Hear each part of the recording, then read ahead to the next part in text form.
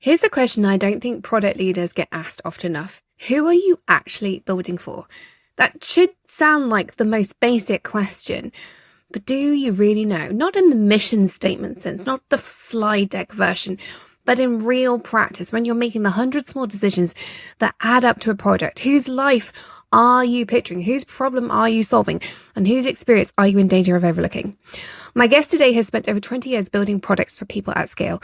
Debbie Xu started as a software engineer at Oracle many years ago, made a deliberate pivot into product management at a time when nobody wanted to hire someone without product experience already on their resume, and spent over a decade at Ticketmaster building some of the products millions of people use every time they buy a ticket. Today, she is EVP of Product at Experian Consumer Services, where she leads the evolution of EVA, Experian's AI-powered virtual assistant, and shapes how one of the world's most significant financial data companies helps real people understand and access and therefore improve their financial lives. But this conversation is about product leadership and something bigger. It's about what happens when you combine consumer-first thinking with the speed of AI and whether the industry is getting that combination right. Today, I want to dive into the problem with AI homogeneity, what people like Debbie are doing about it. How do you build something that genuinely stands out? How do you build something that is inclusive as a product? How do you make sure that what you build is responsible? And doing all that while talking about her very real, bit of a messy career, because none of us seem to end up where we started when we had the plan at the beginning, right?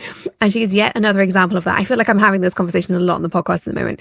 So if you're a product leader, a tech adjacent leader, or anybody who wants to build things that others depend on, this episode is for you. Let's get into it.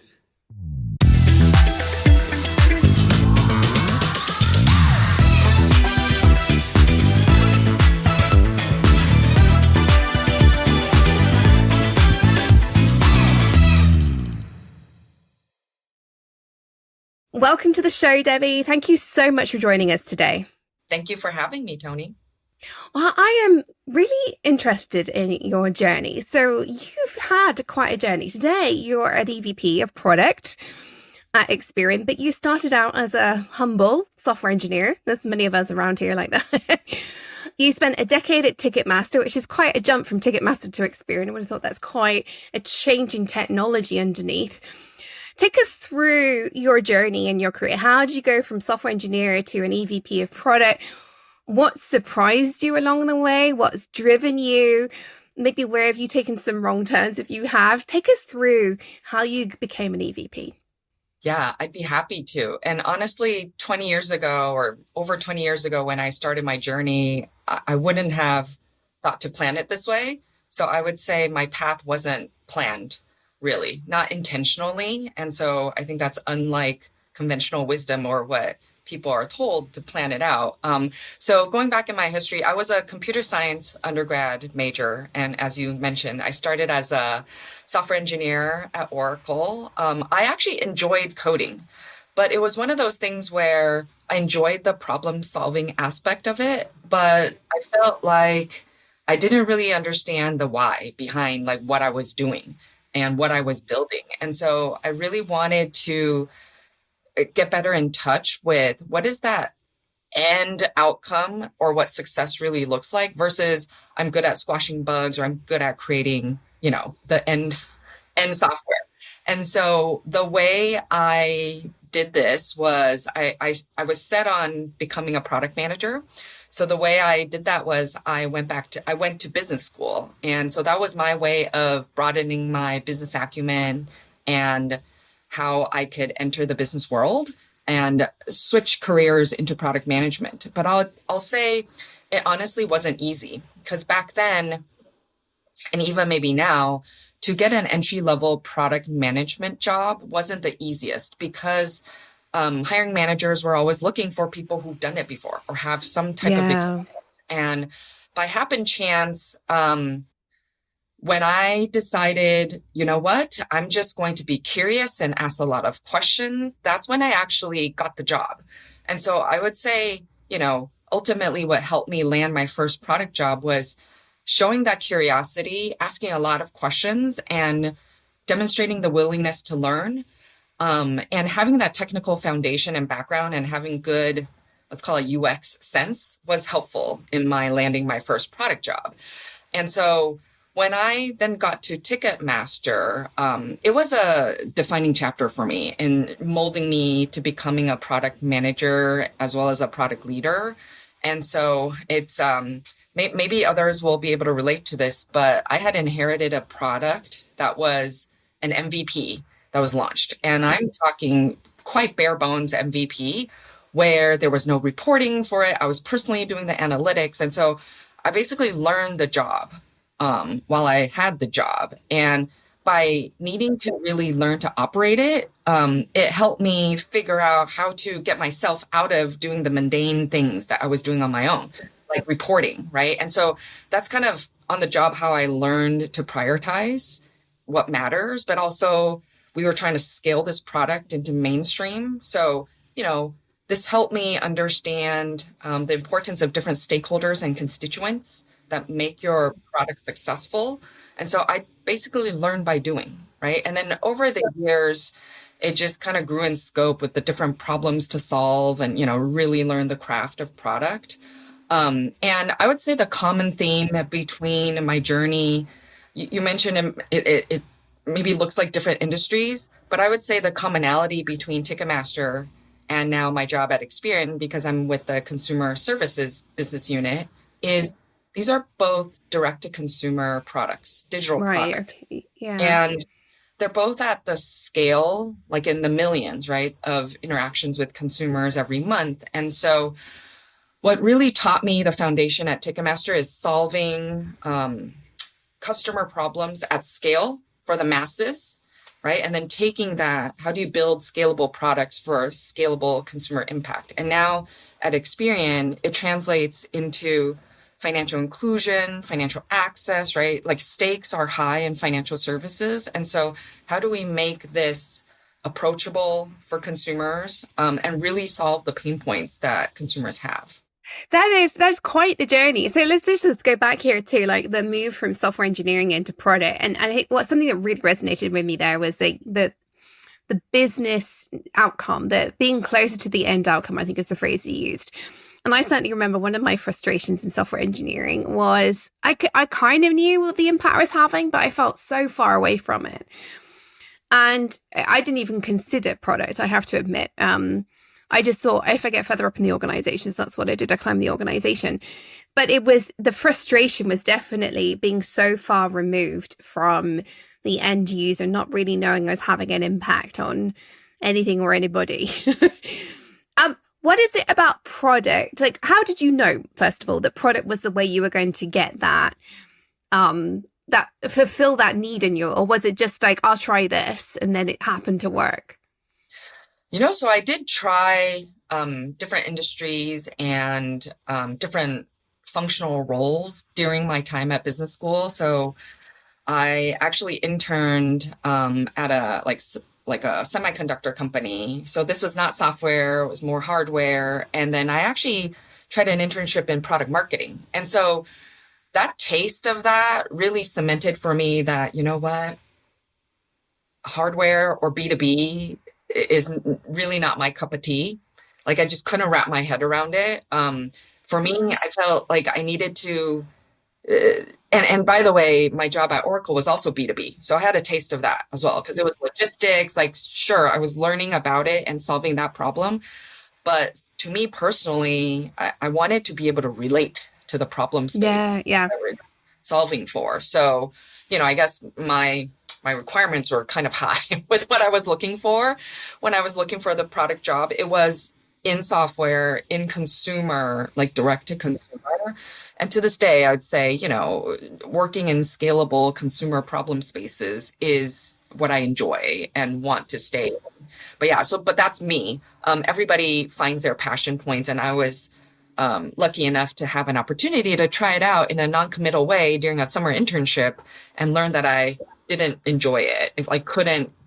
Just wasn't passionate about it. And then on the product marketing side, too, it was going back to problem solving and like crafting and creating. I do think that's in me, right? Like to build something.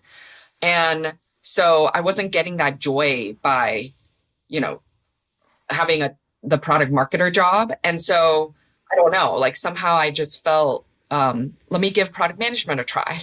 And I've been in this role, this type of role for the last 20 plus years. So hmm Obviously, products change a lot in the last 20 years is something else here. I think it's really interesting because I think a lot of us gloss over, like you did until I poked at it, the way we got to the solution that where we've learned to thrive.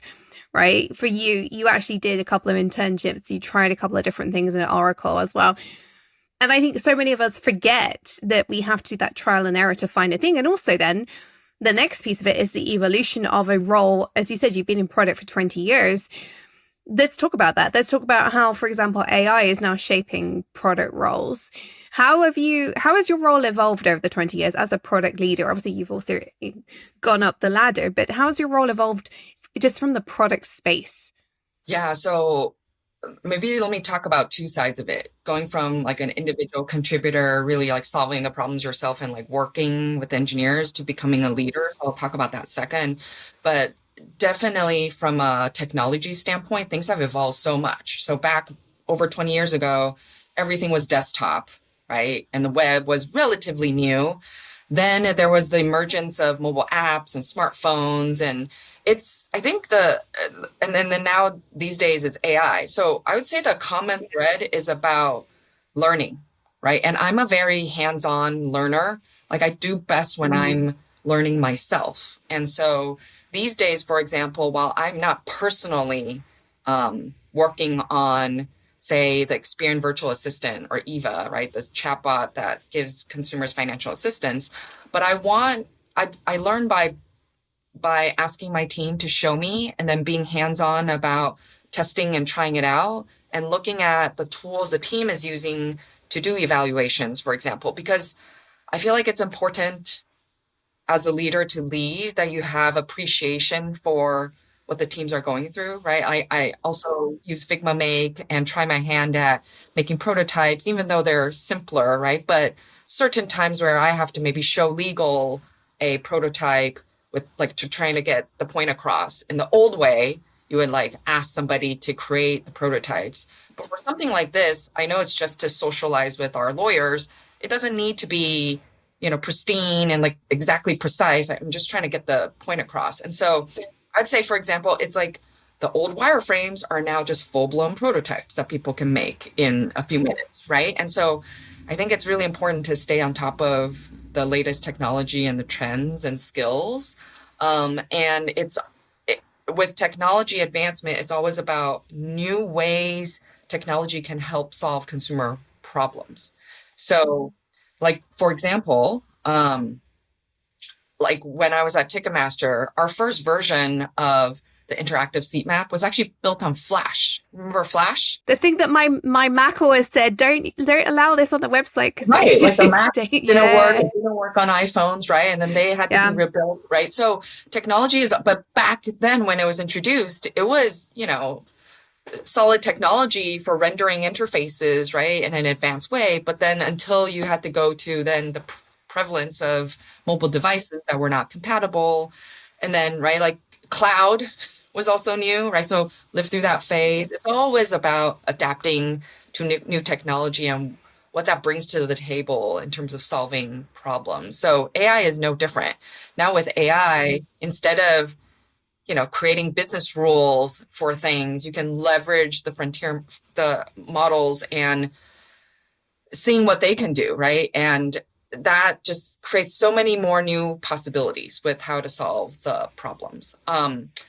So then the second part, to round it out, is like just learning to lead at a leadership level and like how that's different. I would say one of the biggest learnings for me personally has been I needed to really embrace that my job now is in setting a product vision and a strategy without knowing all the specifics of exactly how we're going to get there, right? Because then that becomes a problem for the team members to help solve. And then one of the things I've also learned is my quote unquote product outside of the actual product and the vision and the strategy for the team to implement is actually the teams themselves, the team members, the team topologies, together with my engineering counterparts, with how we create the internal system and like orchestration so that everybody is successful in moving forward in executing on the vision and the strategy. So, and then how you lead in that world is very different than like I'm literally taking the problems and solving it myself. And so, yeah, those are kind of the two differences over the last 20 years that I've had to learn. I mean, I definitely, one of the things I'm always coaching people on who have got promoted is how to let go of being at the level you were at before, being more hands-on. Inevitably, as we move up, we have to let go of being so hands-on. But then the shift that's happening is we're hearing you've got to be more in the weeds in AI because the teams are going to be streamlined. You've got to be doing more of the stuff yourself. How are you seeing the future of AI impacting team structure in product? Like, what are you seeing? What are you experiencing? What have you heard in the industry that is affecting product? I'm hearing a lot from engineers about flattening of orgs, CTOs being told to commit code. What is it looking like from the product perspective?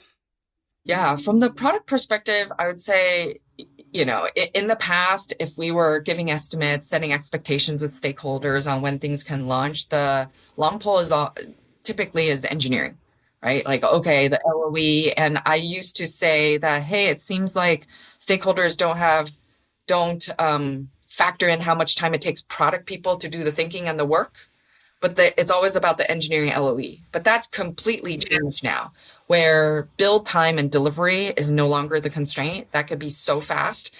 And then now it's actually even more critical and putting pressure upstream on, are we thinking about the right problems to solve, right? Just because we can do all these hundreds of things, should we be doing those things? Are those the right things to be working on that will really move the needle, right? So you hear about the industry talking about product sense or UX or like design taste, like these types of things that arguably it's about the strategic thinking and how close you are to the customer and what's really worth solving for. But then also having the awareness that it's also now super fast to just build something and test it in the market to see what the reactions are. But at the same time, keeping in mind that you also don't want to keep changing things for consumers or even clients, right? Because then they have to keep learning your product is changing and evolving. So how do you strike that balance between these things? Are things that like I would expect product people together with their engineering counterparts and design counterparts have to think through and manage the different risks. But one of the things that's definitely changed is I think the ratios, right? Like the ratios of product people to engineers, like the number of people it takes to get something done is lowering, right? And the roles are blurring across folks. So I think about it as, what is your forte, right? Or people talking about T-shaped builders, right? So you often have expertise in one thing, or you have a forte in something or a power stroke in something, but then knowing a bit of everything else and being able to dabble in a little bit of everything else. Yeah, you definitely hear about team members where they're submitting their first PRs or they've created a full-on prototype without needing a designer, right? So all the roles are blurring a bit. And what used to be ways of working and role clarity now maybe isn't so important. It's about the unit that works together to deliver outcomes. I mean, I'm definitely viewing this as an opportunity to redefine what I'm calling APIs between teams, right? As you say, the roles were really well understood. This is where product starts and ends, right? This is who I hand over to. This is what the handover is. This is what I own. This is what you own. And I just view that those boundaries, they have blurred, but I think there are new boundaries to be put in place. Because one of the things I am seeing constantly now, obviously, I see a lot of broken teams, like kind of part of my work is picking up the pieces. Often somebody comes to me once things are broken, and I wish they came before things break, but often they come when things have gone wrong, either in their career or in their company. And I see part of the problem is the blurring of these boundaries and somebody thinking that they can do everything. I like the fact you said people can now build a prototype. There's a very big difference between prototype and live product in my mind. A live product, you've got to look at security, you've got to look at sustainability of can you support this in the medium term? Have you got reproduced code? I mean, I'm coming from the software angle here. And I also, the other side of it is I deal with other parts of businesses that feed into engineering, where they're like, engineers are trying to do the science behind it now, and they don't get the science, and they're choosing the wrong science because AI says you could do this. And they don't have the knowledge of the science to critique AI and say, that's not quite what we're trying to do here. And so I feel like there's a real risk here when we start dabbling, but there's also the opportunity. How are you dealing with that with your team? Are you having those conversations, or is that not something you've met yet? We're definitely having those conversations because on one side, it's pushing the boundaries of roles, right? And who really ultimately is accountable for what. But you're absolutely right. Like a product person or an engineer is not necessarily going to be the one that creates the end state from a visual standpoint of where we want to take the product, right? And then over-reliance on AI can risk everything looking the same, right? And so now you can kind of tell what's written by AI. You can also tell like what slides are designed by AI, what products are designed by AI, because they start to look the same, right? And so in the world where everything is fast and arguably easier to deliver, how do companies stand out like with what you're solving, right? And then that really comes with immersion in the problem space you're in, like what you stand for and how you inject your expertise and differentiation so that your products are the ones that customers pick. And that's really something that we think about all the time. Yeah. I love the fact you've called that out, like with this homogeneity that's coming up, and we're seeing it in everything. Like I was looking at buying some clothing the other day, and I ended up on a website, and this tells you, like, I shouldn't have been on this website maybe, but I ended up on this website where, like, honestly, all the pictures are identical, and then just like AI'd a top onto the model. And I was like, oh my gosh, that's like, of course we're going to end up in that place, right? Where we have 10 ways of doing something, and that's it. We're no longer expanding our approach to how we solve problems. And to me, the reason we should be using AI is to solve new things faster. But actually what's happening is, you say, you're trying to, like, how are we going to differentiate ourselves from our competitors? When you're in the competitive landscape, that's when the human piece is really, really important. Us humans are really good at differentiation and making things look different and getting in the weeds. When you've got 10 products in the same market, AI will just make everything the same because that's how it's designed. Do you see big companies falling for this? Are we all pushing in that direction? Are you pushing against it? Well, I mean, one of the things I would say is what AI is really good at is responses or things that sound right. Do you know what I mean? And so let me maybe take a step back and talk about, for example, the Experian virtual assistant, Eva, right? Because I get asked, how does this compare against generalized AI assistants in terms of the personal finance guidance, for example, right? But if you look at that, one of the differences with what Experian's financial assistant can do, or Eva can do, is it's grounded in trusted credit data about the consumer. It's also got our credit expertise, right? Because it's a complicated, complex subject matter with how it works.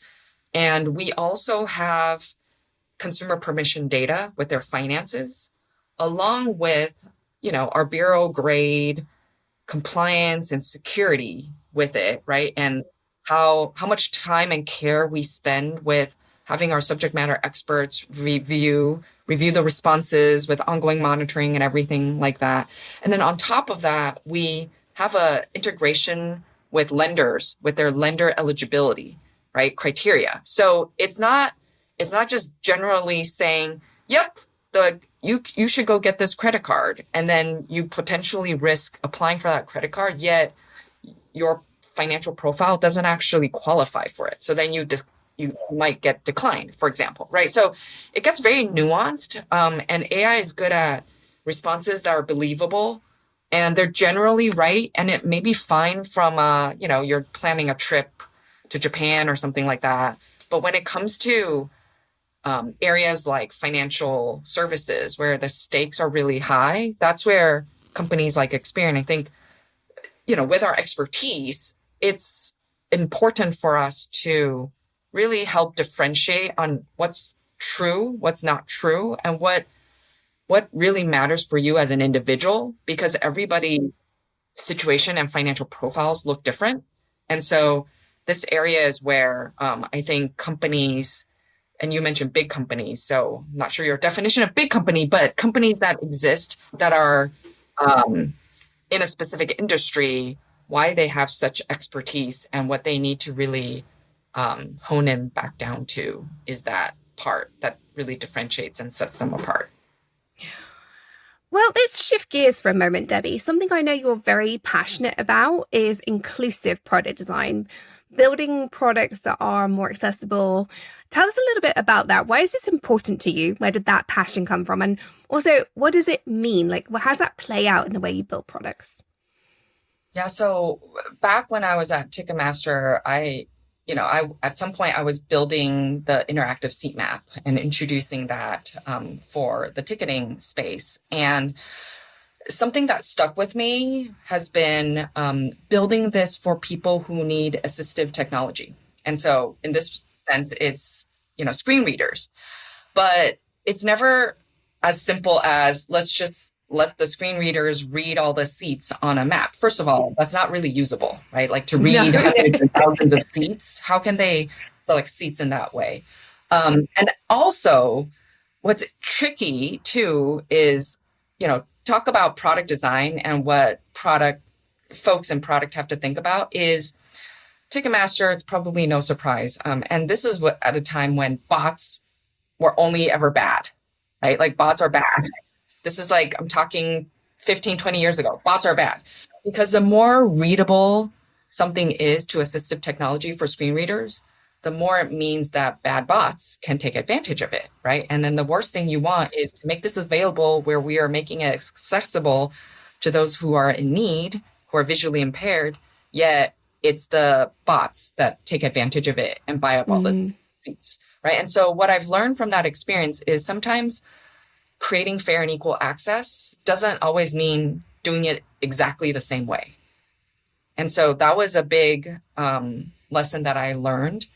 And it also introduced to me the different business constraints that you have to solve for. Because there's typically, fraud risk, compliance risk, business constraints, like these different things. And our job is to solve customer problems in a way that accounts for all of these different constraints and risks, so that what comes out the other end checks all the boxes across as many of these as possible, and having to make those trade-off decisions on what would you give up, yet solve the problem for customers. And so that was an experience that I lived through. And, obviously having assistive technology is important for companies, including now at Experian. And the way we incorporate this into our product development processes is it starts at the beginning.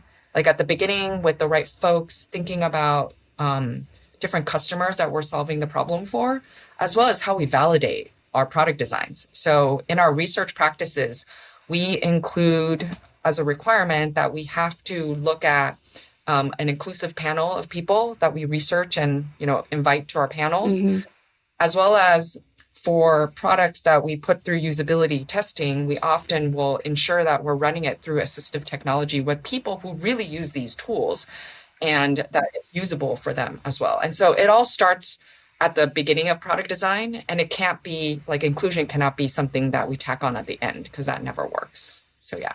Yeah, I love that, because one of the things that we definitely have, I run a website, I have to make sure it's fully accessible, but we really have an issue that I feel like we don't go far enough on accessibility. So I love that you have a passion there, because you could have easily got out of accessibility requirements by just simply saying, hey, bots problem, and that would have been sufficient, 15 years ago.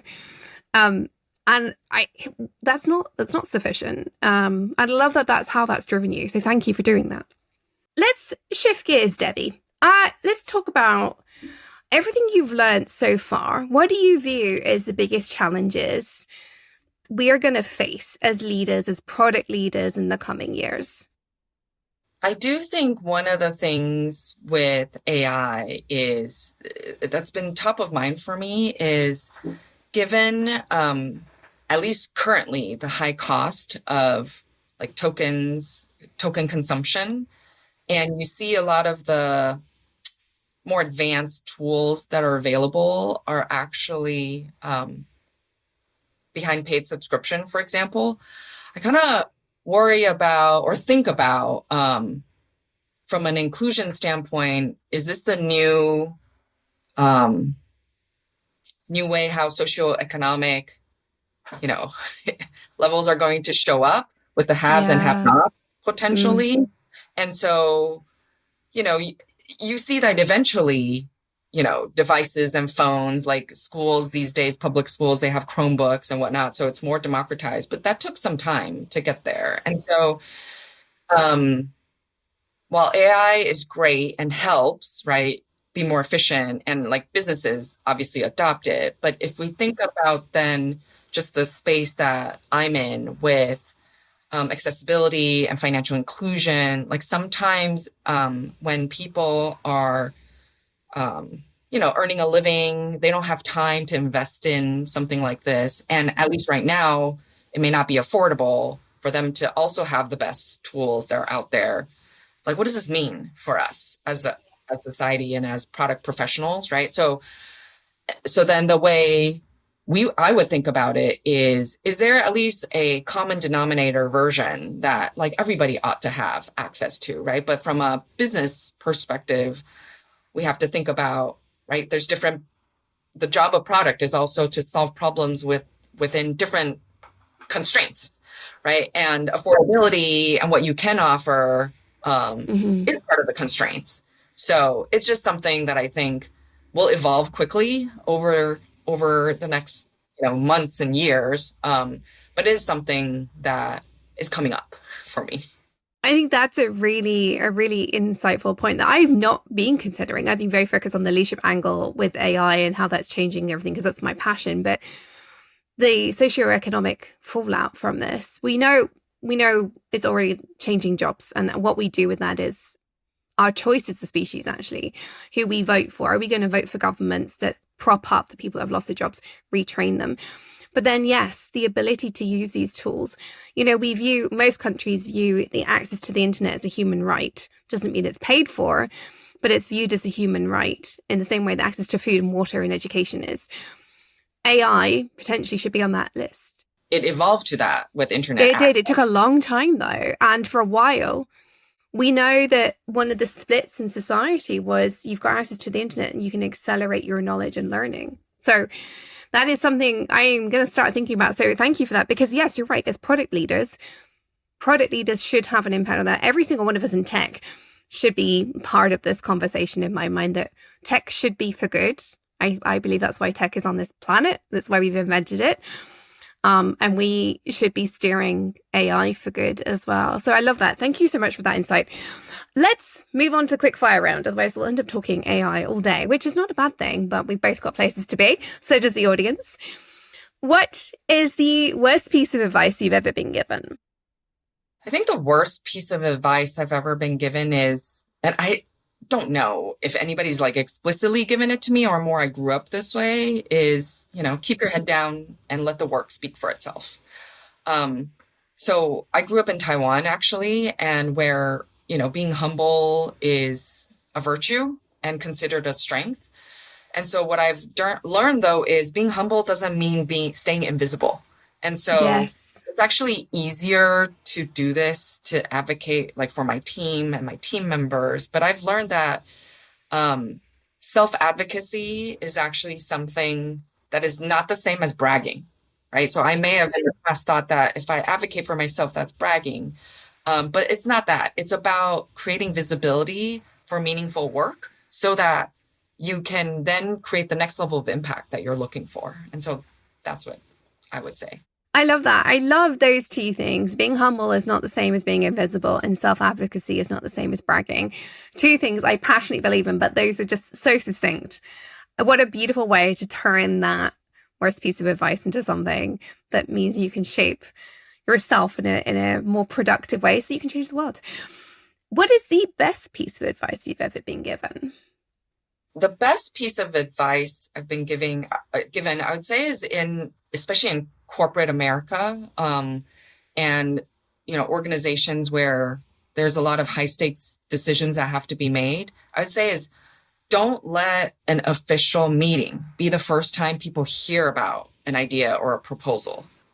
So I think for people to really become leaders, they need to learn this, and it's not about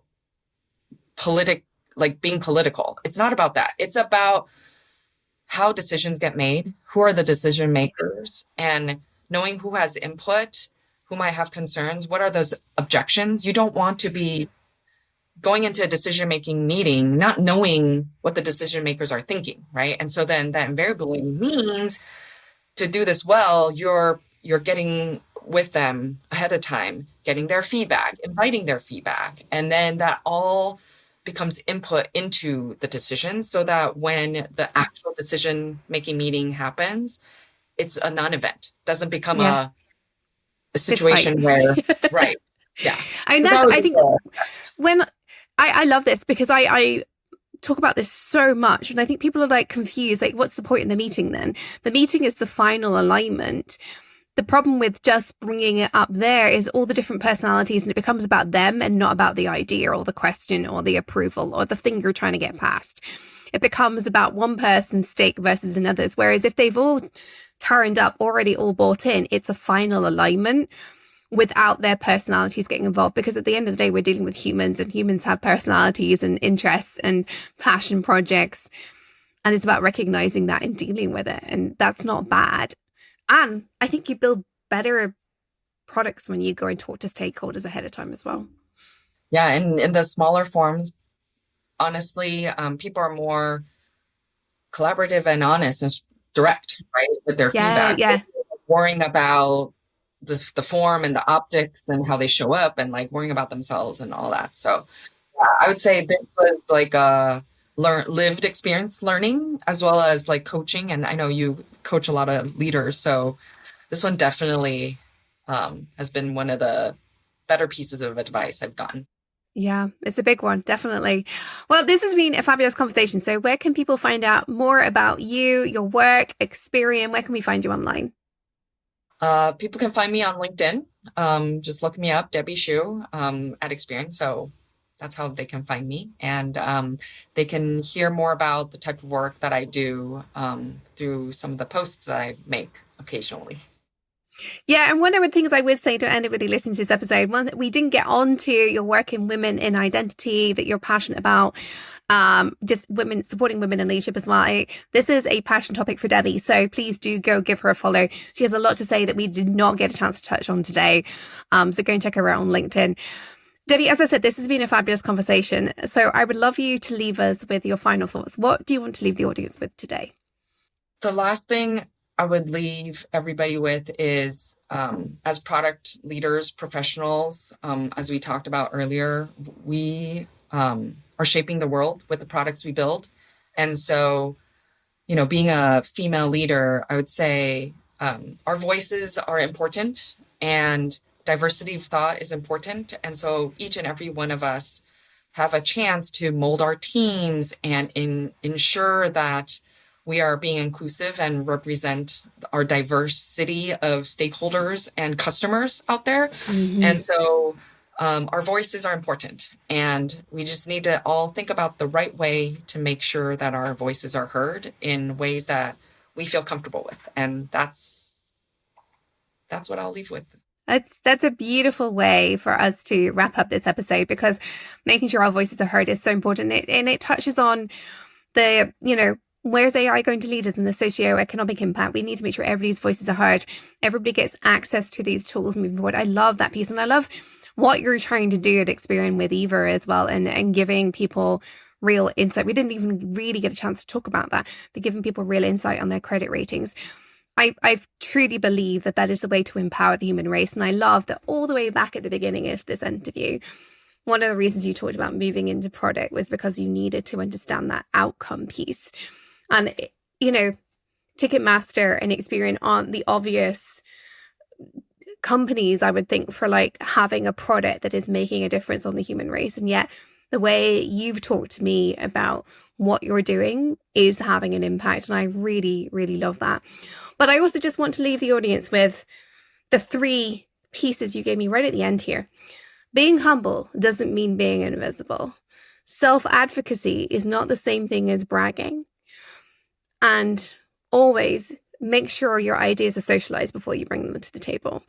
Those are 3 extraordinary pieces of advice that I wish every listener here really takes to heart. Whatever your passions in life, whatever you're trying to achieve, those 3 things are universal. So I hope that you've taken some notes from today's episode. You go and give Debbie a follow. But until next time, remember, keep on leading, keep changing the world. And we can do this. We can change the world, the way we're using AI and the way we use technology for good, because we are women leading the change. Bye for now.